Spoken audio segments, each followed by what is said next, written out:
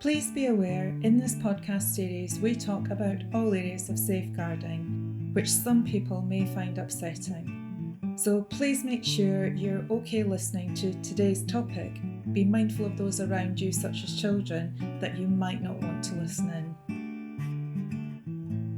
Hi, I'm SSS Safeguarding Director Sam Preston. And I'm former head teacher and content author Sara Spinks.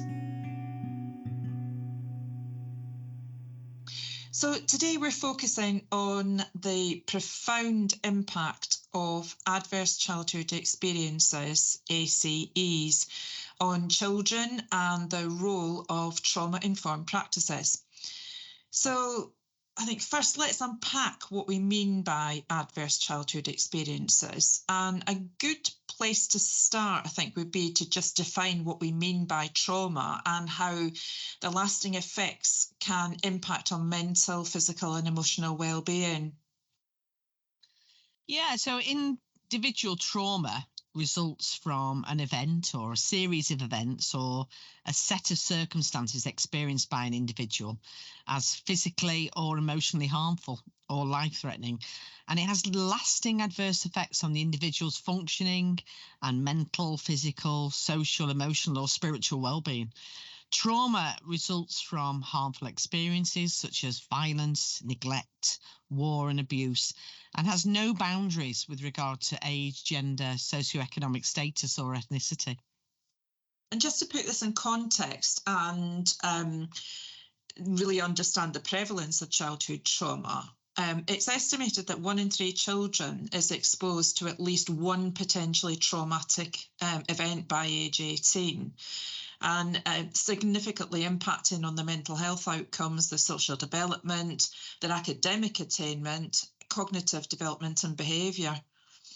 Yeah, I'm focusing on some of those statistics, Sam. The Adverse Childhood Experiences study suggests that childhood trauma is common with 30% of their study sample of over 17,000 people reported substance abuse in their household.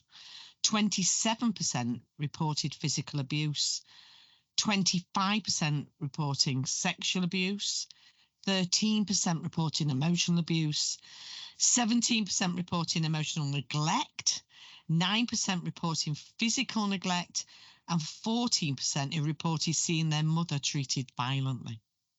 Gosh, so staggering statistics with potentially lifelong consequences. So that's really important to consider this in our everyday safeguarding practice, isn't it? Yeah, very much so.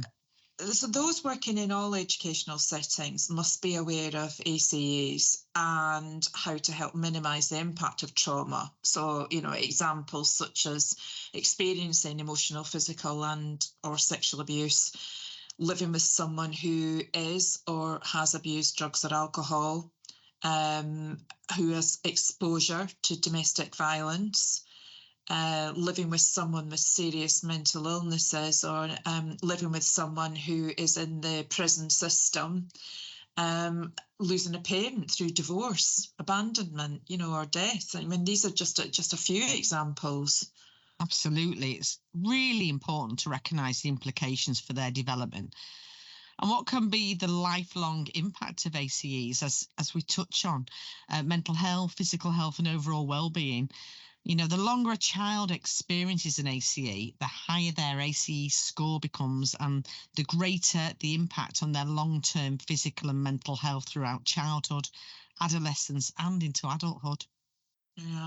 So that ACE score, which is almost like measuring that level, isn't it, of adverse experience?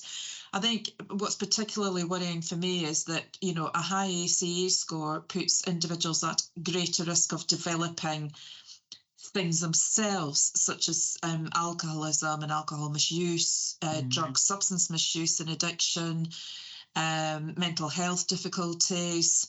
Obviously, we said poor academic achievement and work performance, financial problems and stress, and then, health-related things such as heart disease and liver disease. Yeah, absolutely, Sam. And it's also important to understand that ACEs can also affect an individual's chances of forming healthy attachments in future relationships and their ability to sort of recognise and control their behaviour and emotions. So people with a higher ACE score are more likely to experience early initiation of sexual activity, for example, and have multiple sexual partners. And they also have a greater risk of experiencing sexual violence. So there's a real risk of both, the development of risky behaviours, but also of being hugely vulnerable. Absolutely. ACEs can have an incredibly damaging long-term impact on a child's future prospects and their mental and physical health. Traumatic events can create high levels of toxic stress, which, if prolonged and persistent, can actually impact on brain development and functioning. Yeah, so okay, for the benefit of those listening, I think it's worth just explaining what we mean by that, I think. So a toxic stress response, that can occur when a child experiences strong, frequent and a prolonged adversity. So that's things like physical and emotional abuse, chronic neglect, caregiver substance abuse or mental illness, exposure to violence, the accumulated burdens of family economic hardship without adequate adult support. And that the kind of prolonged activation of the stress response, systems can disrupt the development of the brain architecture and other organ systems and increase the risk for stress-related disease and cognitive impairment. And that can go well into the adult years. What I'd like to focus on now is the role of schools. And when I say schools, I mean all educational settings. How in our safeguarding practice can we address these ACEs? Okay, well, firstly, there's a statutory obligation for education staff to be aware of ACEs under safeguarding legislation. It is statutory for all education staff to know about ACEs and their impact, per safeguarding legislation. Education professionals are uniquely placed, really, in helping to identify and support children who have previously experienced or are currently experiencing an ACE. So educational practitioners have that crucial role, really, in helping children to achieve the best possible outcomes, personally, socially, emotionally, and academically. So ACEs directly impact academic progress and achievement, and they can impact that cognitive function, as we've said, working memory, attention, language acquisition, and that leads to sort of poorer overall academic performance. And ACEs can also affect attendance and behaviour. Yeah, absolutely. And I'm just going to go back to what you were saying about, schools being, uniquely placed, and that really does come down to it's as I always say with safeguarding practice, because of the frequency of contact that schools have with children compared to any other agency. Absolutely. They are uniquely placed to be able to both identify and pick up on issues related, safeguarding issues related to ACEs, but also to not necessarily take on board themselves, but manage how collectively the work is developed to help a child cope with adverse childhood and survive an adverse childhood experience. So what strategies can schools, what can they put in place to help both prevent and reduce the impact of ACEs? Well, I think there's 4 sort of key themes, really. I think the first one is working with parents and carers, really helping them to understand about mental health and really to educate them about what the adverse childhood experiences are and how it can affect children, and how they can support their children in managing sort of stressful situations and how to recognise the signs. So working with parents and carers is a massively important aspect of this, really. And then also focusing on the prevention of adverse childhood experiences by improving the well-being of children and families. You can't just work exclusively with children. It has to be that holistic approach with families too, educating, informing how they live healthier lifestyles, to refocus the attention from what behaviour is saying about a child's life, and to review the provision and make adaptations. That's really key. So it's that whole idea of looking at a child's behaviour and saying, what's that behaviour actually telling us about what's going on for that child? Yeah. Thirdly, working closely with other agencies and services such as CAMS, which is difficult, as we know, because they're under a lot of pressure, but then also that professional development of staff to really widen their knowledge of adverse childhood experiences, and consider that the whole school strategies that can be put in place to help those particular children and families. Yeah, I think professional development's key, and I know we look at this further in our adverse childhood experience and trauma informed practice course. But can we briefly now look at trauma informed practice, and maybe start by, for the benefit of everybody listening, just defining what trauma informed practice, TIP, is. Now, I know that TIP is a model grounded in and directed by, this complete understanding of how trauma exposure affects an individual's neurological, biological, physiological and social development. But could you maybe, Sarah, for us, just run through the sort of three aspects of TIP? Yeah, of course, yeah.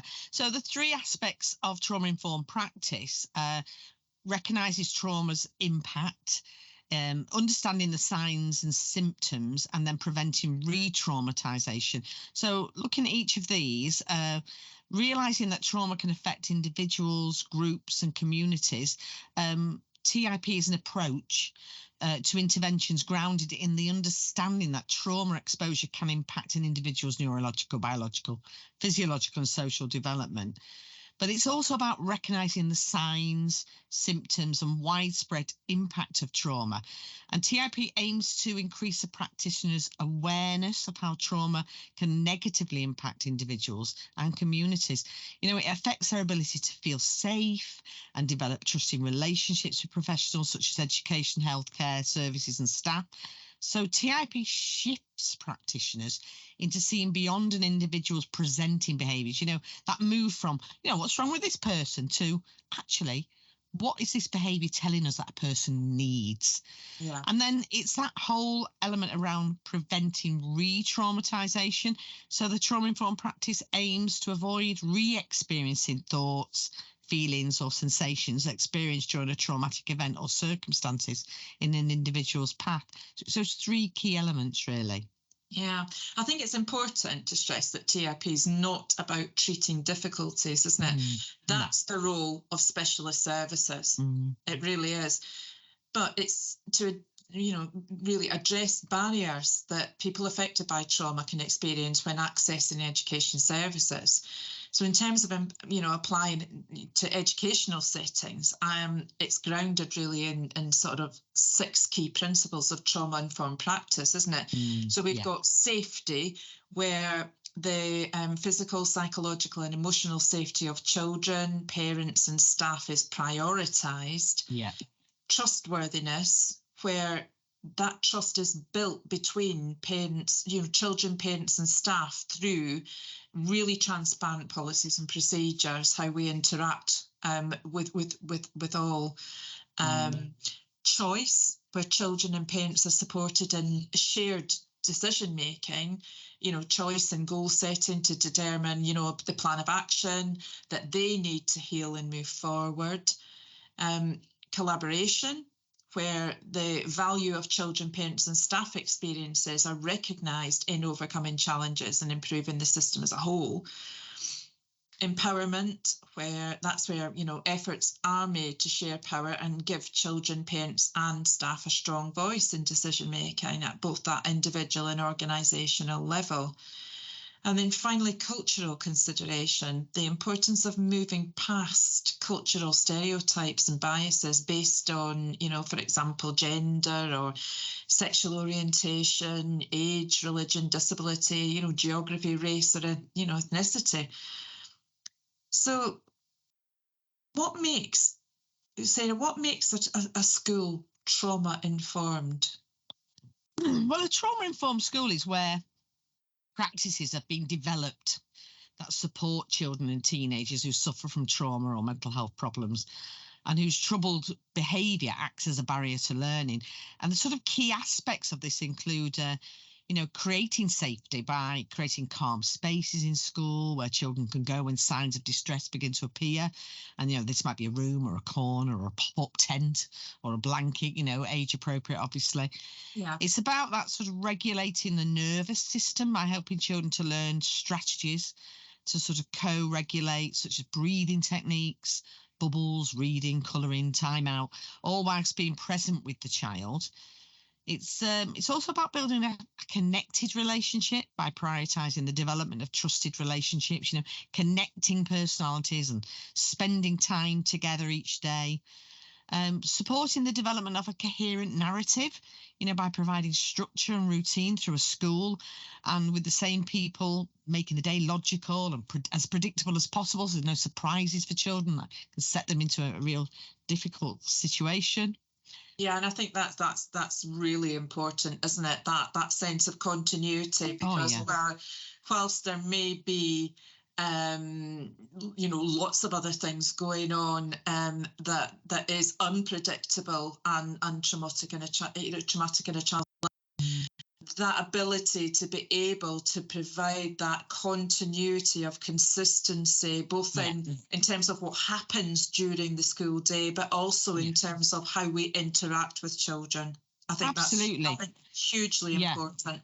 And I think, for children love routine, and that makes them feel safe. Yeah. So I think also sort of take an approach as you would with any neurodiverse children, really, where you have you allow that structure to always be in place. I think it's really important. And I think also, practicing with power with strategies. So by demonstrating, the reciprocity and mutuality and avoiding punitive or consequence-focused strategies, children really need that. They need that, that power with, so that they feel as though that they've got a voice in things that go on is really important. Yeah, so that when we're looking at the sort of almost like aligning this with policy and procedure that's set elsewhere. So I'm just thinking about behavioural strategies. There's a real link there, isn't it? In that you can't have one system sitting over here that looks at how you're going to manage behaviour or perhaps difficult behaviour or whatnot, and your set of consequences with not taking into account what's actually happening, and what's the decide methods, if you like, for helping a child who has had adverse childhood experiences and needs that level of trauma and for practice. Yeah, and it's about building those social, emotional and resiliency strategies, really, by modelling that positive well-being, talking about emotions, connecting situations with that range of emotions, and sort of fostering post-traumatic growth, by recognising and adopting the view that personal growth can occur following trauma, providing safe opportunities for challenge and celebrating success. That's really important. Yeah, it is. It definitely is. So I thought it would be helpful perhaps to kind of, if you like, look at the do's and don'ts of a trauma-informed classroom. Yeah. So let's just focus on some of those key aspects. So, do's are clearly, create that safe space, which considers the emotional safety of children as well as the physical, because they need to feel that. Do establish those predictability settings, by helping children foster a sense of security and safety through regular shared routine and clear preparation of any transitions. That's really key. Building that sense of trust by ensuring all the promises are carried through. Don't make promises you can't keep. And where changes are unavoidable, that there are clear sort of transparent explanations there so that children know why. Offer those choices. Offer children, rather than power over strategies, power with is really important. stay regulated. It's important as adults that we stay regulated, and it helps children to stay in that sort of resiliency zone, promoting that optimum learning and having those regulation tools ready to help those who are, hyper arousal, they're angry or nervous or panicky, or hypoarousal, where they're numb or depressed or fatigued. So you've got the hyper and you've got the hypo, and and I think the main don't punish children for behaviours that are trauma symptoms, because it is completely and utterly against any form of trauma-informed practice. Those are often behaviours they cannot help because it is a consequence of trauma. Yeah, absolutely. It's going back to what we were saying about punitive measures, but understanding and then working through how you're going to manage that behaviour. It's not saying you just don't punish and you let it go. That's not what we're saying here. We're saying, actually the way that we respond to behaviours that arise from trauma may be different to just a child that's done something that's naughty and is pushing the boundaries a little bit. It's that differentiated approach. It has to be there based on the experiences children have had. It really should. I think it's important to say we're not talking about children and young people that are pushing boundaries here. We're actually talking about trauma from these adverse experiences. Absolutely. Yeah. So all vital. The role of being a supportive adult, helping the children and young people manage their emotions and behaviours. I'm just thinking that the 3 R's model, that regulate, relate and reason, is that a useful framework to use for supporting students? Oh yeah, absolutely. Supportive adults play a vital role in helping young people manage their emotions and behaviours, and this can be referred to the 3 R's. Regulate, helping to regulate their emotions and feelings, and relate to the child and help them to, and helping them, and then reasoning why they may feel the way they do and what can be done to help them in these situations. I think those 3 R's are a really useful tool, actually. Recognising that potential trauma experienced by school staff as well. So I think we need to always be aware that there may be colleagues among us who also have had that traumatic process as well. So we need to be aware of that as well amongst colleagues, that is something we have to be there for as well. Yeah. I think that's actually, just to really emphasise that it is important to know you will have staff working in schools who will have experienced trauma in their lives. And, so we can apply those trauma-informed approaches amongst our colleagues. And that should be encouraged, because it can make such a huge difference to individuals. Trauma-informed practices that, they provide that framework for creating those environments that really nurture resilience and, promote those positive mental health outcomes. So, if you'd like to find out more about adverse childhood experiences and trauma-informed practice, you will find lots more information on our website, ssslearning.co.uk, and also you'll find details of our bespoke training course on this area.